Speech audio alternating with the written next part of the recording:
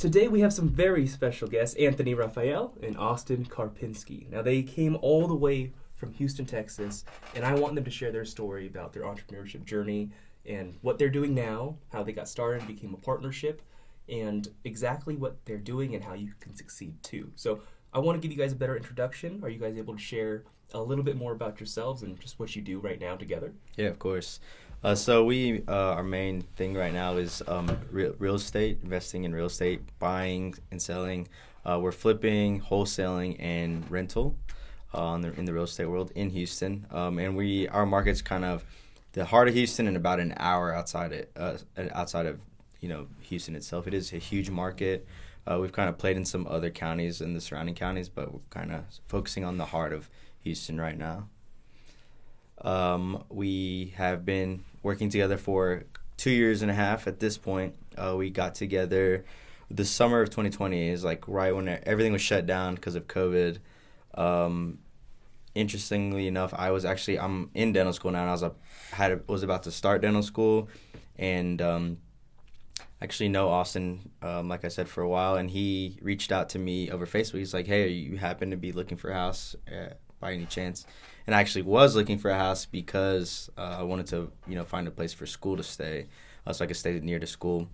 And so we met up at a coffee shop, and we started talking about wholesaling. A friend of mine had told me about it, and so I started watching a bunch of YouTube videos, and it seemed like a, get rich quick type thing. And Yeah. man, was I wrong, but it was cool to, learn that, and then having the conversation with Austin, and I don't know, we just kind of jumped in it, really. We started like the week after, literally made an LLC and just jumped right in. Wow. What I'm curious about is, not a lot of people go that route right away, getting into a partnership right away. Like that wasn't my first thought. Yeah.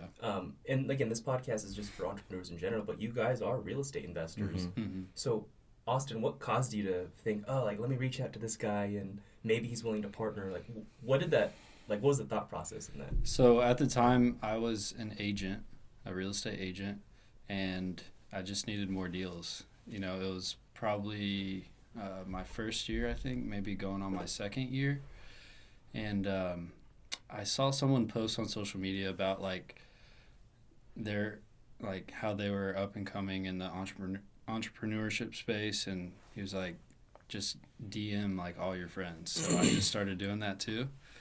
He was one of the only people that answered, and we met up, started the LLC a couple days later, really. Yeah, right away. And we actually did have a third partner at the time who was with us. We did end up having to go our separate ways a few months later. Just kind of difference in vision and kind of different core values and work ethic and stuff like that. So it didn't really work out with them, and, it's unfortunate. But going on partnerships, for example, when I met with Austin, he came with a notebook and his pen and was taking notes of our conversation and stuff like that. And I found that of value, especially I had spent a lot of time. I graduated college from the University of Texas in December 2018. Mm-hmm. And so I was working in Austin for a little while as a trainer, a personal trainer. And so I was working a lot on myself because I had a lot of free time. And I was like, man, I have all this free time and I'm not using it, and I've got all these drastic goals and stuff. I need to be doing something now. This is our golden age right now. So the fact that he just, the way he presented himself and came prepared and all of that really rubbed me the right way. And so, it was kind of cool. And we talked about values and goals and stuff like that, and kind of where we were at that time. And it's kind of crazy how far we've come at this point. Wow. So, you started out with very similar values and the vision. How did you know that, maybe you didn't, but how did you know that your values and vision would stay and remain the same, or on the same path at least? Was that a fear of yours starting out a partnership? For me, I honestly didn't really even think about that, because I like to say yes to a lot of things and then just figure it out along the way. I think he's pretty similar to that too, and that's kind of how we've always been with our business as well. So I think a lot of our success comes from being like that, but there's also downside to it as well. Right. What do you think, because this podcast is for a lot of new entrepreneurs, what do you think the important things are for those people who are planning to start a partnership, in terms of what kind of qualities would they be looking for in a partner to make it successful? Because there's a lot of partnerships that fail and are very unsuccessful. Right. Why do you think that is, or what's important? You're getting married. Like, honestly, you're getting married to, it's like straight up like a marriage. And for us, we've had our disagreements and we've had differences in opinion. I think what's worked for us is like the communication. We've really kept a very open door of communication. And sure, maybe it's like for a week, let's say we're just, not happy with each other and it's like, awkward or whatever it is. But like, we don't leave it that way. Like, we never leave it that way. Always, hey, let's go have a conversation. We'll step into another room and just have a conversation and just put it out on the table, right? And because in the end, we want the best for each other. And we try to put each other's best interest in mind. Yeah.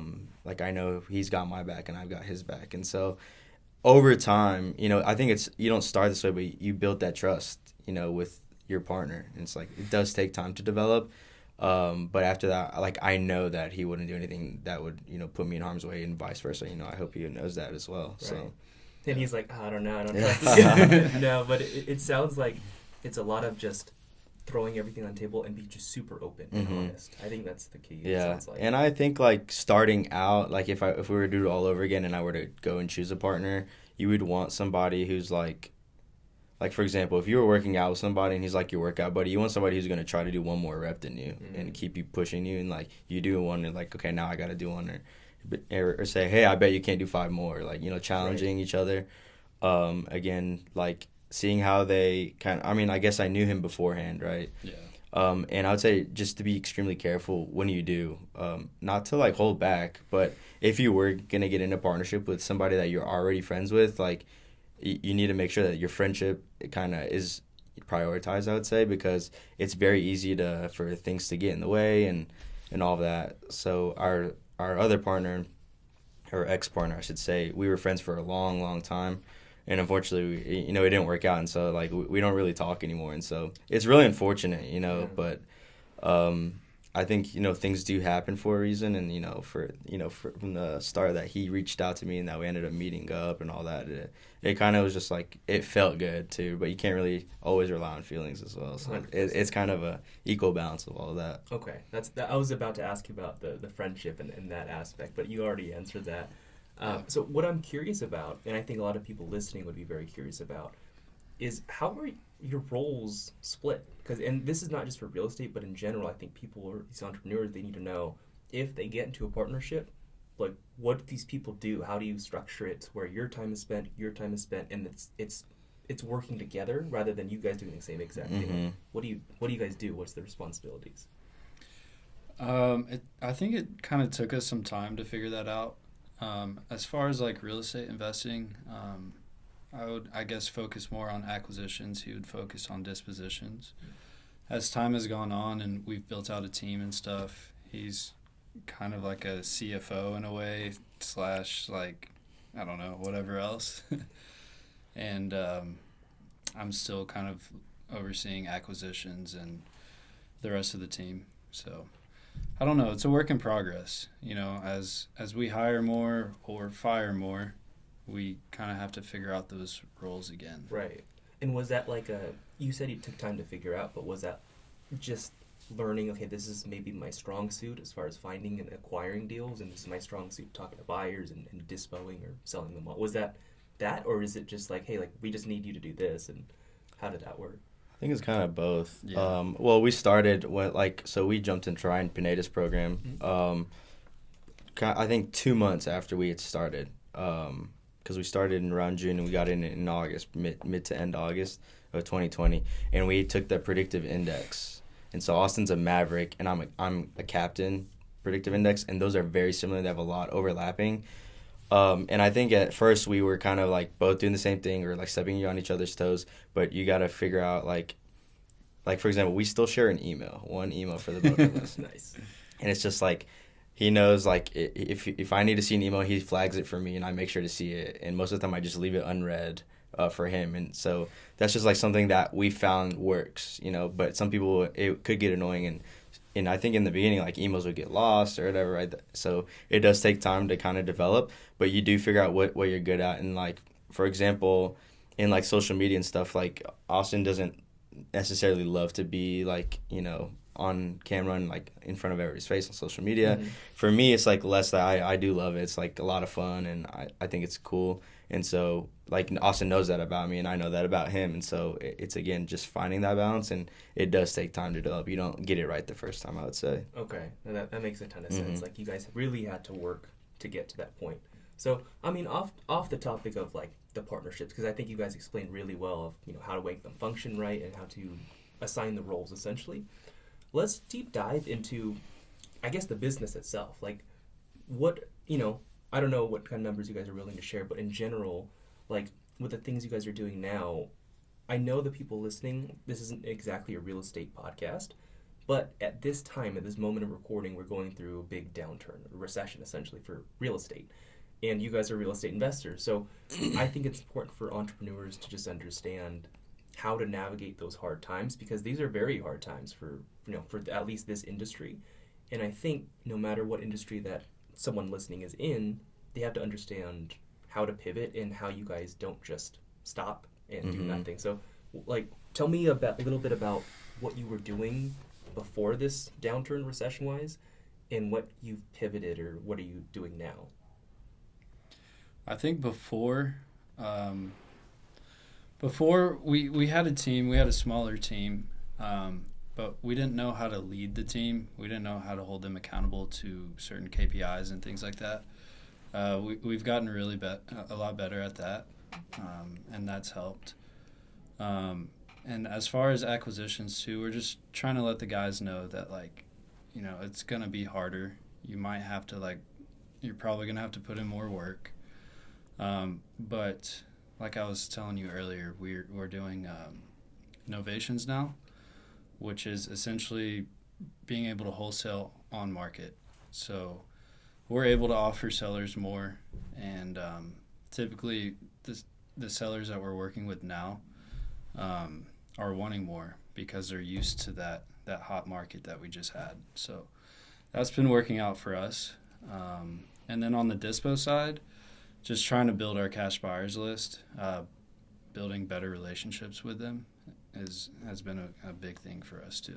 Gotcha. Can you explain the novations for anyone listening? Because not everyone's a real estate investor. So can you explain the wholesaling on market or novations? It's really about the paperwork and the expectations you set up front with the seller. Our COO, Nick, handles a lot of it, so I don't know all the details. But yeah, I mean, the contract's just a little bit longer. We're letting the seller know up front that we're going to list it on the market because we can get you more for the property, essentially. And it's still a net sale, so we're going to cover any, closing costs, realtor commissions. And if that buyer wants to come in and do some renovations, we'll handle that too on the back end.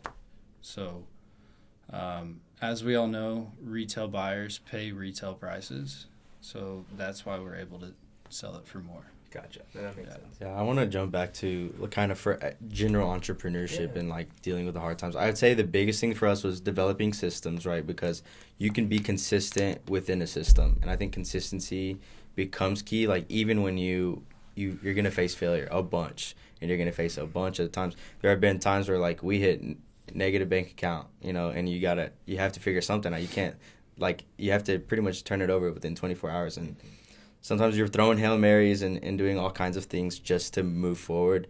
So I'd say that's one of the big things. And then one of the other things, I forgot what it was going to be. I'm sorry. No, you're good. I lost track. But I think you touched on a very interesting point, and I don't know how vulnerable you want to get, but I know how it is as an entrepreneur. There are true ups and downs. I share a lot of good times on social media because I want to inspire people. Yeah. But when I'm down and I'm going through those rough times of that negative bank account, it's I just gotta figure it out and work. I'm not sharing nothing. I'm working. Yeah. So in those times, I don't know if there's something a story that you have of a recent story, any kind of story when you guys felt that, and what was it you did to escape it or get out of that? I mean, it has happened recently, and it happened in the beginning too. But like you said, all you can do is work. So just focus on acquisitions, like whatever's going to get you paid. Right. That's all you can do. Yeah, and I'd say like for me, I had some money in like stocks and all that. I pulled everything out just to keep the business running, because if you got to keep, it's like a baby, right? You're literally raising a baby, and if you don't feed it, your baby's is going to be malnourished. Right. And so you pretty much do whatever it takes. And we reached out to some of people in our network who trust us and know and see us working day in and day out, and were willing to help us financially, like as a loan. And you figure it out. You max out your credit cards. You do whatever it takes. But you have to trust in yourself, right? Because if you say, oh, I don't know if this is going to work, and you kind of are timid about it, then like you're setting yourself up. You're opening the door to failure. Maybe you're not setting yourself up, but you're at least inviting failure in. Whereas when you see yourself working day in and day out, and you know like where you're headed, and you like, we put in the systems, we put the right people in the right shoes, all of that. We just need a little push, And so you find that push, and then you trust that's going to work out, and things often do. And if it doesn't, sometimes it doesn't, And what I say to people in those situations is like, that is not the end of the book, That's just like a chapter. And even if you lost everything, every single dollar and all this debt, whatever, you could always restart, And I think that's the beauty of it, is like, you don't lose your skills. You may lose all this tangible things, but like, you're still who you are. You still come to this point once. You could do it, 10 times. And so like, relying on, like, trusting yourself and relying on get kind of that gut feeling sometimes. No, I like how you guys mentioned that you really have to put everything into it. We focus on the acquisitions, just finding deals, because that's what's bringing the money in. Yeah. What I'm curious about is, how was it in a partnership in that situation? Because I know I've been in that situation solo, and it's like, I trust myself to just go hard and work and do whatever it takes, get loans, try to find more deals, whatever it takes to bring money in and cut expenses, whatever that looks like.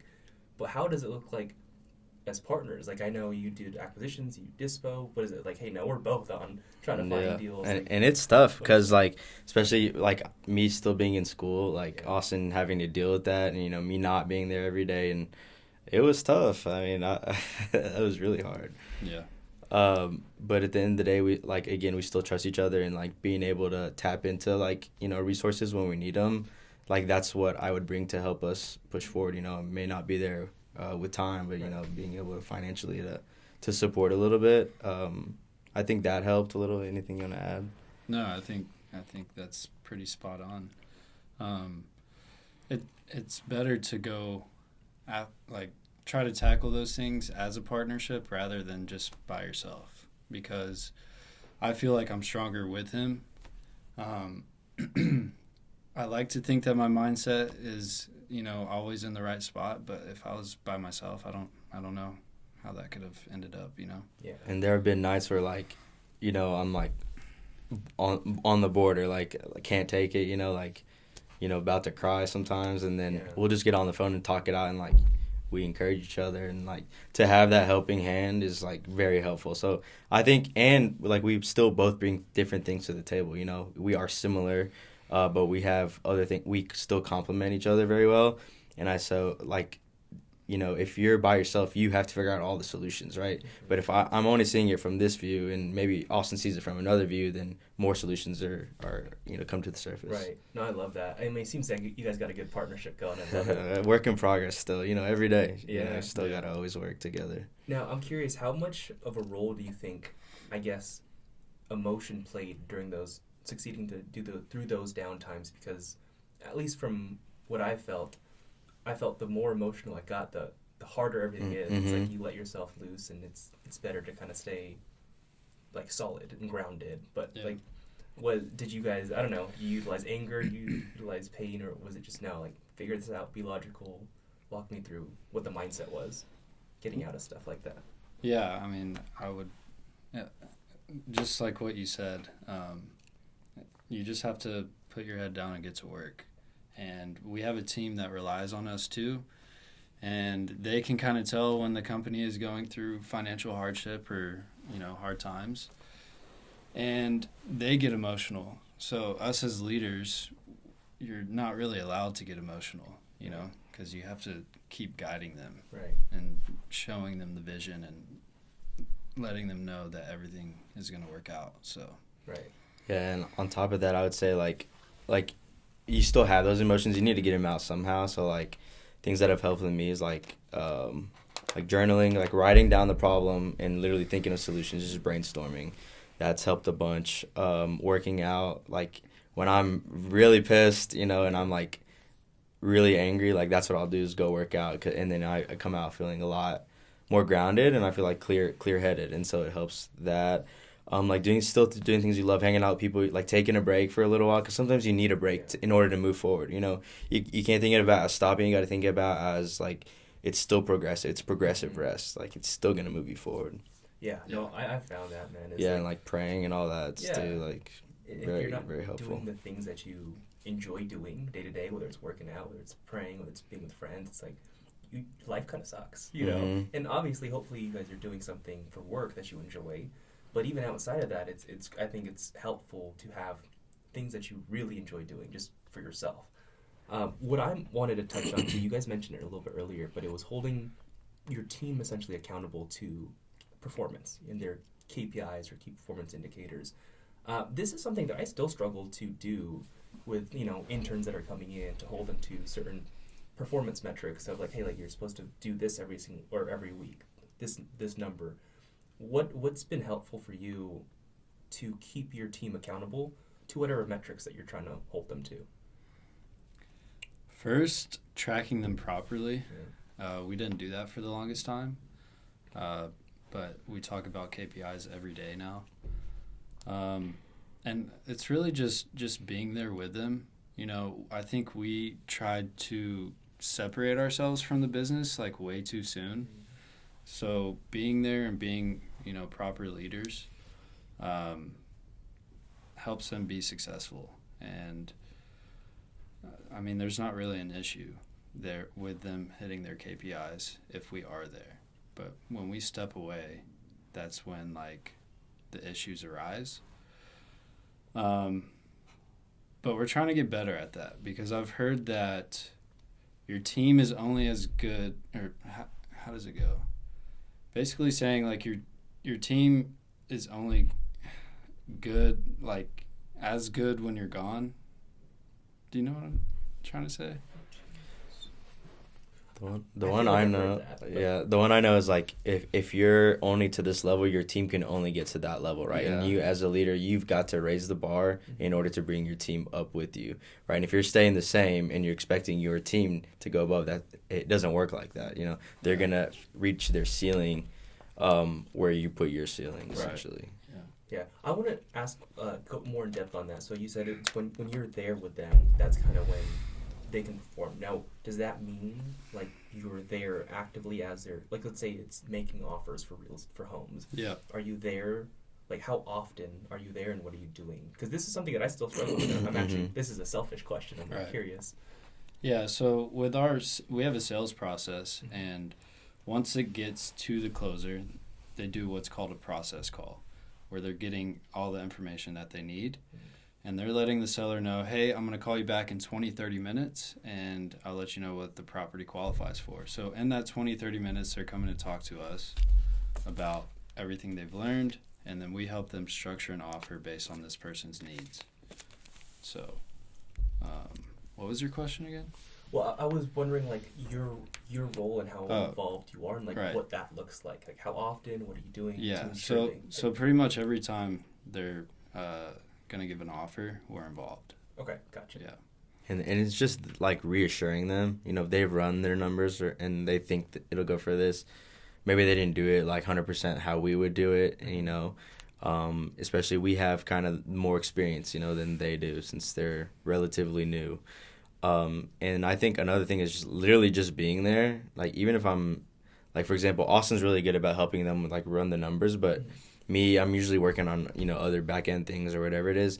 But Austin swears that even me just being there, it shows a difference in them. And I think when we try to have a daily huddle every morning, called our 10-10 meeting.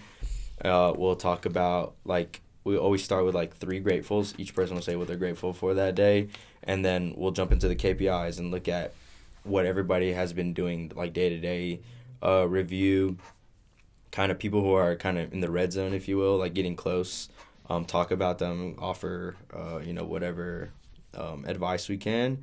We'll do a little bit of training sometimes, and I think we always, like, during our Gratefuls, we always have good talks on, like, like discipline and, self-control and all these types of things where our guys just love kind of the team, kind of like in a sports environment, had the team huddle, and you get pumped up before, like, a big play, let's say. Mm-hmm. So we do that, and we try to set that, that environment before the start of each workday.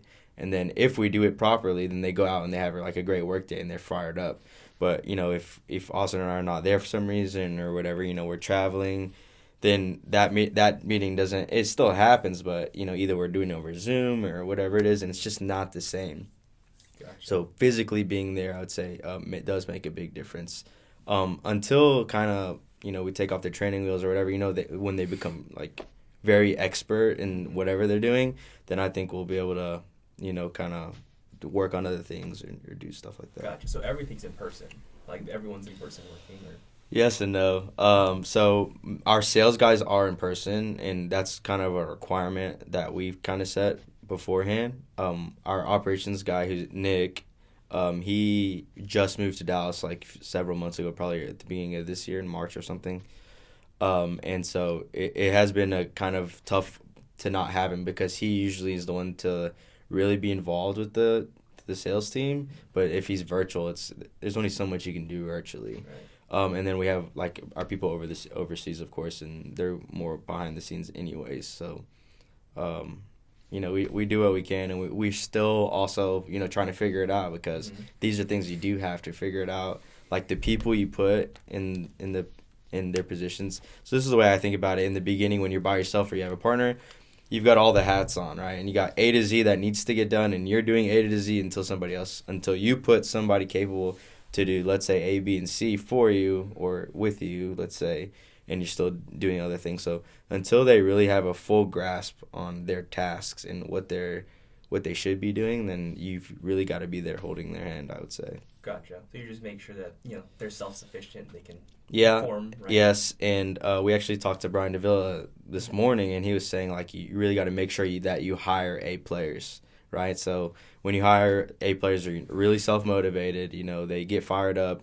Even if you're having a bad day as a leader, they're able to either bring you up with them, or, they're still pushing forward. And, it's definitely a process, going through the hire. We've had, several, people that work with us. I won't call them employees, but, and things don't work out sometimes. And, you got to make those decisions sooner rather than later. And that's, something we've had to learn the hard way, unfortunately. Yeah. I think that's something I'm learning right now, like, in terms of the A players, because I'm still actively using, like, a lot of interns and stuff like that. But, like, as soon as you get someone or a few people who are on it and just self-motivated and doing everything they need to be doing above and beyond, the first thoughts are, wow, like, I got to keep you somehow, keep them happy, of course. Yeah. So that's I think A players are severely not talked about enough for entrepreneurs or business owners who are trying to hire, at least in my experience. Yeah, one other thing I'll share with everyone is, he was talking about, you want to hire an air player. You don't want to train them, or you don't want to bring somebody on for, let's say, task A, and you have to sit there and teach it to them, like, all through. So you want to bring in, so he really recommended, when you do hire somebody who's already has experience in whatever you're trying to do. So if it's like marketing, they already have experience in marketing. If it's in sales, they already have experience in sales. That way you're not having to go into the nitty gritty, and teach them, because then it's still time consuming, and you want to pass on that baton too. So it's kind of a balancing act, really. No, that makes sense. Have you guys had any struggles hiring entrepreneurs or people with that entrepreneurial spirit? Because I feel like a lot of business owners who hire other entrepreneurs, they're maybe trying to learn a certain skill, and then they kind of balance their out. Yeah. Have you guys had struggles with that, or are you pretty good finding people who are willing and wanting to work, 9 to 5 or whatever it is that you're looking to see? That's a good question. Everyone that we've hired are friends from high school. Wow. People we've known for a long time. Yeah. So, no, I don't really think they are entrepreneurs. I think that they, just really look up to us and want to learn from us. But, we need to have a better like hiring process and actually like finding different candidates so we can start hiring people that we don't know. I think that would help us a lot. But to answer your question, I don't really know. Do you think anyone? Not that I would just like, from like, hey, I want to go start my own, Yeah, my own gig. Like, I don't think so. Not for us. Right. Yeah. So you guys haven't had any struggles hiring people that are just wanting to do their own thing. That's pretty cool. No, I would say we haven't had struggles with people wanting to do their own thing, but we still had issues with hiring because again, it's people we've had relationships with in the past. And so it's more difficult to like, let's say if you need to cut it off Right. when, y'all are emotionally involved with each other or like, you have that past relationship. It becomes extremely tough, especially to do that and then think like you could just pick up where you left off. Like, it doesn't really work like that. Yeah, and some people that we've hired have moved from different cities or states and quit their other jobs and stuff. So it is kind of hard to just like let someone go. And their friends. Mhm. Yeah. Yeah, but it does show commitment that Yeah. they back you fully, and so I think there's a lot of value in that, for somebody to get up and do that. And I mean, we've had the people we have now have all left whatever they did before, and they're like 100% committed, so which has been like a huge blessing. And again, we're still learning how to be leaders, and we're still young. Like we've only owned a business for like a little over 2 years. Still a lot to learn, but what's important is that you do learn, and you like. There's always a lesson, right? Yeah. In everything. How young are you two? I don't even know. I'm 27. He's Yeah, 26. I'll be 27 pretty much in Okay. a couple months. So Are there things that you guys have noticed being young as far as advantages and disadvantages to being a business owner? I think in the beginning I was really nervous because I felt young and I have like a baby face, I guess. And so when I was like going on like talking to sellers or whatever, that they wouldn't take me seriously. But I think it's really the way you carry yourself, and I've always been relatively confident and like, firm voice. I'm not like unsure, Right. asking a bunch of questions like about myself or whatever it is. And so the way you carry yourself and they see that, then they're okay, this guy's a professional. Like you do that. So like your handshake, seems Right. like your tone of voice, eye contact, things like that you pick up, nonverbal Right. things that you pick up. Yeah. So, but other than that, I don't really feel like that young anymore. I feel like the business has aged me. Yeah, 100%. I asked that because a lot of people will ask me, hey, how was it starting investing or being an entrepreneur super young?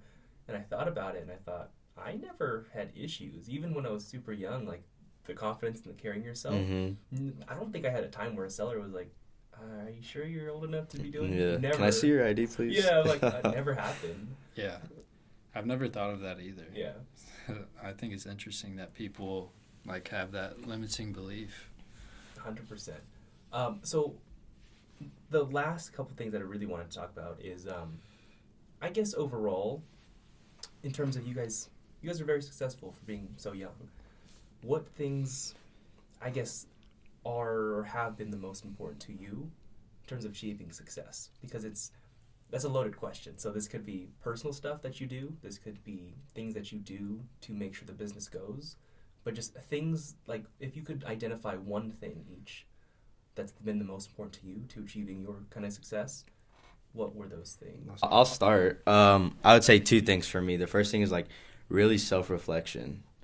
Like like a vision of who you want to be, right? And like the things you have to sacrifice in order to get it, right? And like that in self-improvement. Like I'd say, I think it's Jim Rohn, if you want to make a living, work hard on your job. If you want to make a fortune, work hard on yourself. And so for me personally, I would say the biggest key to where I am, like how I've gotten here, was like personal development and like really focusing on what you pour into your head. Because if you put crap in, you're gonna get crap out. And so really like being honest with yourself, and it's like tough sometimes because the way I see it is like a lot of people look down on myself, and I catch myself giving myself a lot of negative self-talk, like, oh damn, you idiot or whatever, like in my head. And it's like, you got to stop that. You have to see yourself as like your closest friend or somebody you really, really care about, and you want the best for them, and to really figure it out. And like, you got to coach yourself. Be like, okay, you need to do this. Like, if you do this, then you can go, reward yourself and do whatever this. And cutting off bad habits and, like, really diving deep into, like, your habits and, like, your day-to-day. And, like, where are the holes? Where are the leaks? And you got to plug them, right, in order to move forward. So I love that. that's the biggest thing I would say for me personally. From what I took from your question, it sounded like you're asking, like, what's the reason behind why we're doing everything, right? Or what is... The reason, but also just like what has been really important to you to achieve what you've achieved, the things that you've done. Well, that kind of threw me off because I was going to start talking about my family. You can give the why.